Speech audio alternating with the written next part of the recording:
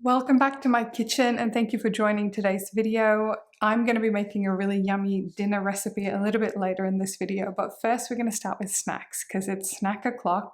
I'm really peckish and I thought I'd take you along and make a really simple hummus recipe.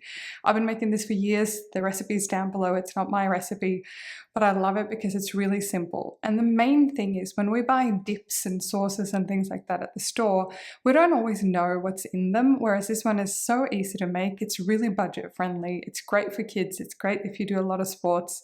So I'm going to make up a normal batch. If you love hummus, double it, triple it.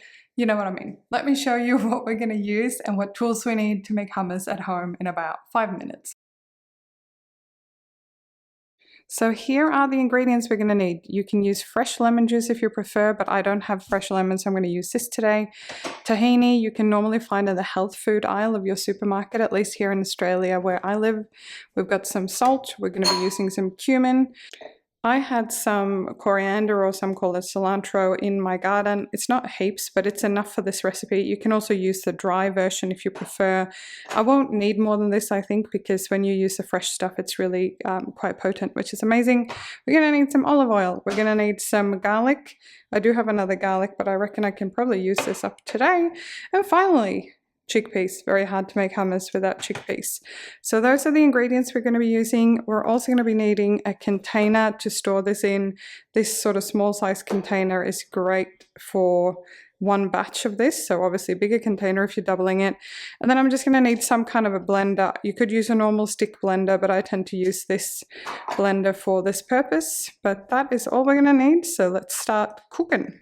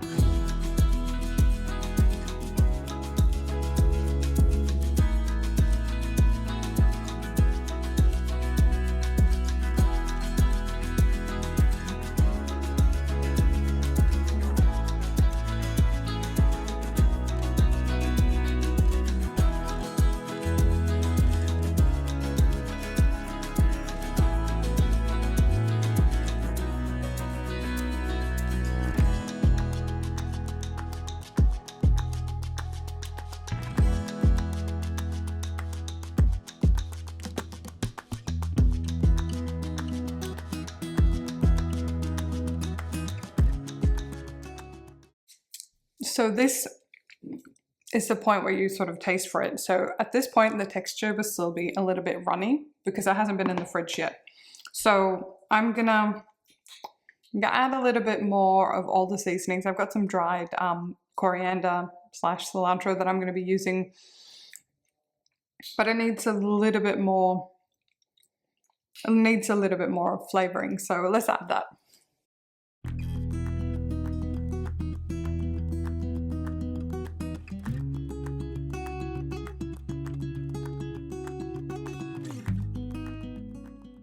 That is so good, honestly. You can also put some red pepper flakes or something on this when you're serving it. You can put a dash of chili in if you like a little bit of a kick, but that is good hummus. So I'm going to put this now in a container in my fridge. Normally how I eat this, I would go with rice cakes, carrot sticks, celery, cucumber sticks. You can put it in a sandwich. I think hummus is really, really versatile. And this is so simple, like it took me less than 5 minutes to make and have a chat to you guys.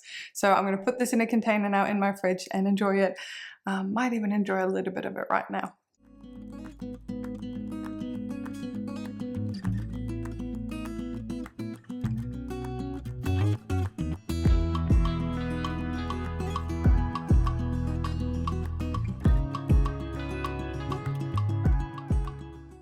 So hummus isn't really that expensive to buy at the store. I think here in Australia, if you go to Aldi, Woolworths or Coles, you'll pay a few dollars, $2, $3 for a small tub of hummus. But I just made this whole container for very little. So chickpeas is about less than $1 a can in most places where I go. If you cooked your own chickpeas from dry, you'd probably be able to do it even more cheaply. The only thing that will cost you a little bit of money is the tahini. I'll double check what I paid for this. I think this one is from Woolworths or from Coles. But these have a really long expiry date, and you only need 2 tablespoons for each unit of this recipe. So it's pretty inexpensive, and tahini is the only of these ingredients in today's recipe that I don't always kind of have on hand at home. Anyway, I hope you enjoy it. I'm going to put this in the fridge and enjoy it a little bit later. Well, hello there. It's 6:30, it's dinner time, it's Sunday night, and I've been procrastinating this and doing other fun things all day. So we are going to get cooking. My ingredients are right back here, and I'm going to show you a really simple, budget-friendly, and super tasty recipe. So let's go. Alright, so here is all the ingredients we're going to need for today's dinner, and what I love about this recipe is that you cook it on one sheet pan. Now this will feed 4 people, so this was two sets of dinner for my husband and I. But yeah, starting with my beans, I've washed these as well, and then I'm just sort of trimming them and chucking them in a bowl. Again, keeping it really simple. I'm going to use the same bowl later on when I do the mini meatloaves as well. So here I am just cutting up these potatoes. I've washed them. I'm not going to peel them because it actually, they hold together better if you don't peel them. So I think this is just red potatoes, whatever was cheapest at my supermarket. And then we're going to season these. I should have gone and gotten some fresh rosemary from my garden, which I forgot to do, but that's totally fine. So yeah, mixing this up, obviously add anything that you like. You can make it more spicy, you can make it more sort of herby. It's really up to you. And then we're just going to plonk that on a tray and spread it out a little bit so that it cooks as evenly as possible. I have doubled this recipe in the past, and then you obviously need to use 2 sheet pans.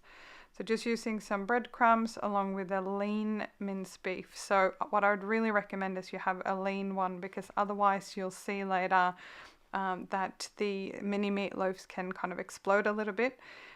So what I would recommend is that you use fairly lean mince for this particular recipe. And then yeah, just mixing it all up. You can obviously use fresh garlic as well if you prefer. Recipe called for yellow mustard, which I don't typically keep on hand, so I've made this before with both sort of the grainy mustard and Dijon, which I'm using here today. So giving this a really good mix. I know some people find it really gross to touch raw meat, but obviously I think as long as you wash your hands and things like that, I actually don't mind at all. So I've cut my mozzarella cheese up in sort of cubes. I did have a little bit of cheese left over that I ended up using for pizza on another night. So yeah, that's what I ended up using the leftover cheese for. But just making my mini meatloaves, and then this is the best part. You literally just plonk them on your tray in the oven. This is such a great recipe. And then I had a tiny bit of tomato sauce left in the bottle, which I'm putting on top of each one. You could probably do barbecue sauce or anything that you like here. And in the oven, this will go. It is, I can't remember the exact cooking time. Check out the recipe linked below for the cook time, but you obviously want to make sure that your meat is fully cooked through. I think it was about 20 to 30 minutes that I left it in the oven at 200 degrees Celsius.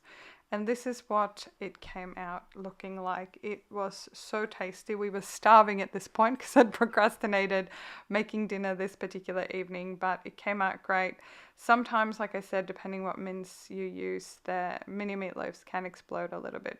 But that doesn't matter because we like cheese and it's all good. So this turned out really great, made 4 generous portions for us, and I hope you try this recipe.